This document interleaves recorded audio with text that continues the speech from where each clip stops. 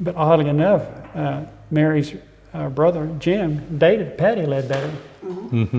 Oh yeah, he has some beautiful pictures of Jim in the Ledbetter home. It's right up there on the hill. Yeah. And it was very richy. There was a big, big, beautiful leather chair. Certainly not like any of the furniture we had in our home.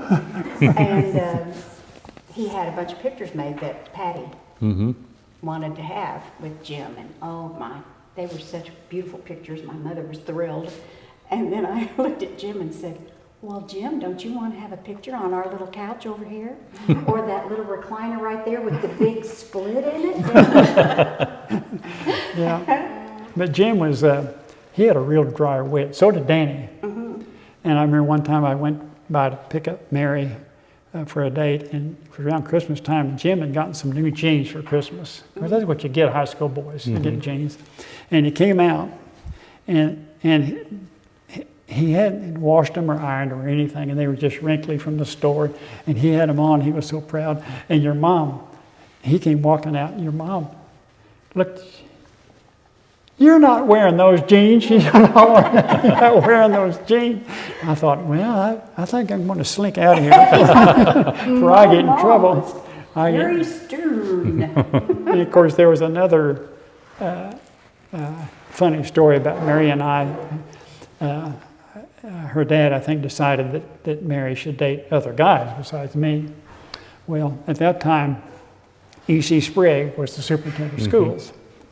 And so I was pretty unhappy that John Ramsey had kind of shut the door on that Gordon boy.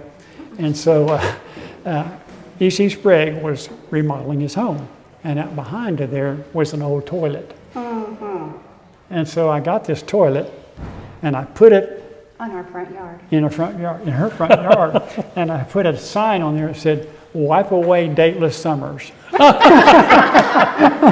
And so T.D. Williamson, whose brother was Tubby, that he was the chief of police, he was the fire chief. And I think he lived next door. He lived next door to them, and I think he hauled it off. He did. He went by and said, oh, and there was another time you took a stop sign from somewhere and put it in our yard.